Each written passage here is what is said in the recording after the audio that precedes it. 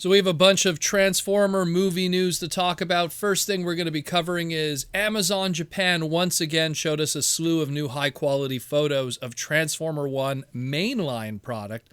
Some of this stuff we've seen before in limited capacity, but now we got some super really nice HD images, as well as some first looks at some new items too. So first we're going to jump into stuff that we've kind of already seen before. We have the cog changers here. I mean, we've seen it in every way possible. The only thing that we could really mention here is now we get a better idea of how that auto transformation gimmick works with the sliding transformation cog.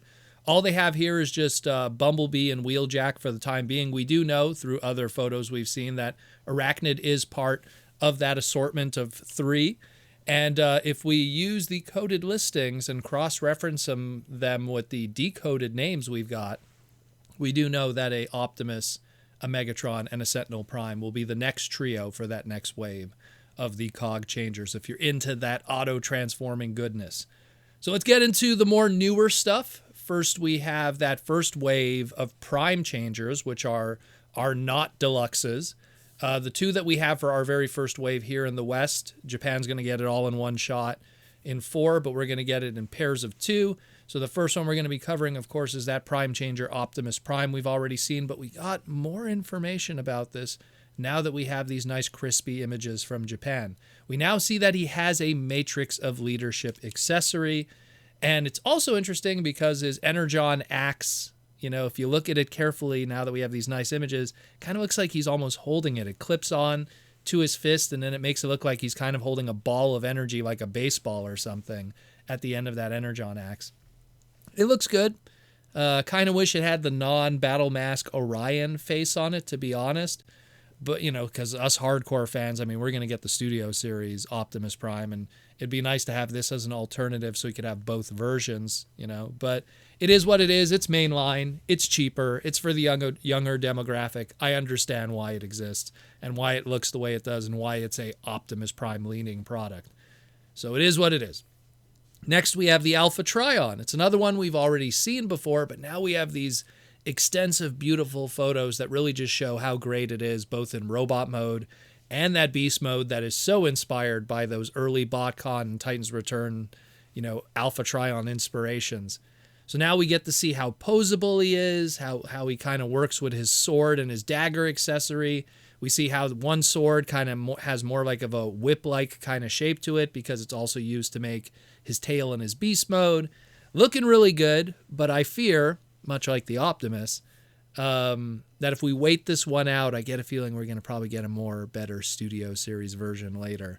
So we will see what happens with that one. We got 2 new figures that we're seeing for the first time.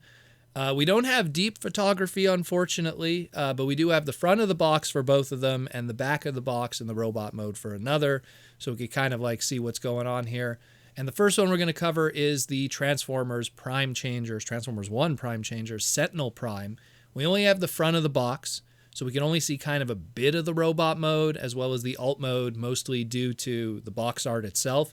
He looks good so far. I really like his animated Sentinel Prime kind of deco with the dark blues and the oranges. I love that version of Sentinel Prime, so it's nice to see that coloring again.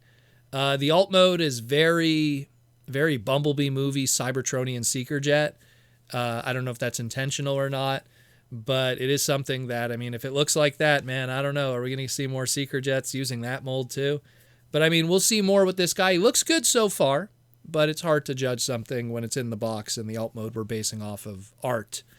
And speaking of Bumblebee movie, more specifically Bumblebee, we have our first look at the Prime Changer Bumblebee, aka B127 here.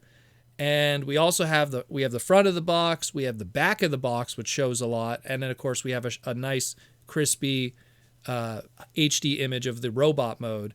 And what's also cool is the back of the box actually hints at what potentially this whole Prime Changer price point and gimmick really is. And he has an opening chest that shows a transformation cog inside.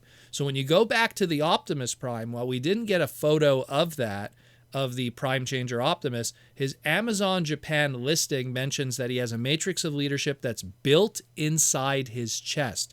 So no doubt he also has an opening chest compartment. Maybe he also has a transformation cog too, but we do know at least through these photos he has a matrix of leadership. So the Bumblebee here has an opening chest, shows the transformation cog, so that's pretty cool. Also comes with one of his, we'll quote it here, the knife hands. He comes with one of them. And judging by the peg that's on the non-knife hand arm in this robot mode image, it probably is a removable accessory that could plug onto the wrists on either side, and that's pretty cool. Doesn't have a battle mask or anything. Kind of hollow on the legs, but that might just be due to the transformation. And I'll always forgive a Transformer if he has hollow parts, if it's for the transformation or to store weapons. But if it's just hollow for the sake of being hollow and to save costs, I mean, I'm much less into it, unfortunately. But looks good. But like I said, like the Alpha Trion, and maybe Alpha Trion and Sentinel Prime won't get Studio Series versions, although probably they will. But a Bumblebee, that's locked in. There's going to be a Studio Series version for sure. So this is one of those things where we probably should just kind of, wait and see what happens. Now let's switch from Transformers One movie news and reveals to now the next live action incarnation. So Deadline News reported that Chris Hemsworth, who already we have voicing our Optimus Prime in this movie of Transformers One, is in talks to star in the next Paramount Transformers G.I. Joe crossover movie. Now, they don't say that he's going to be a robot. They don't say that he's replacing Peter Cullen as Optimus Prime, and they don't mention if he's going to be a human character, but I feel if you're going to be doing a live-action movie and you have Chris Hemsworth attached, you should probably use his face and make him a human character in the movie. Now, who will he be? That's a whole other discussion. Is he part of G.I. Joe? Is he something else completely? Is he going to be Duke? Oh my God, it just hit me. Maybe they can make him Skymate, the Australian G.I. Joe guy.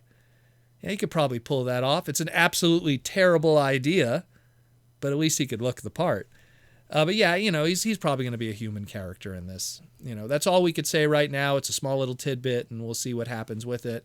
In other movie news, we also learned that Rise of the Beast director Stephen Caple Jr. will not be returning to direct for this Transformers G.I. Joe movie. According to the Hollywood Handle, at one point he was planned to be part of it, but was dropped out a while ago. So it seems like there was plans to have him, and then they asked him not to be the director for the next one. I think it has a lot to do with the fact that as much as we as fans enjoyed Rise of the Beast, and it was actually pretty decent, me included, I actually quite enjoyed it.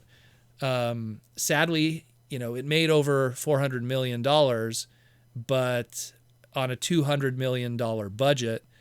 And the movie spent a lot of money on advertising between the Super Bowl ad, the partnerships with the NFL, and a bunch of other stuff.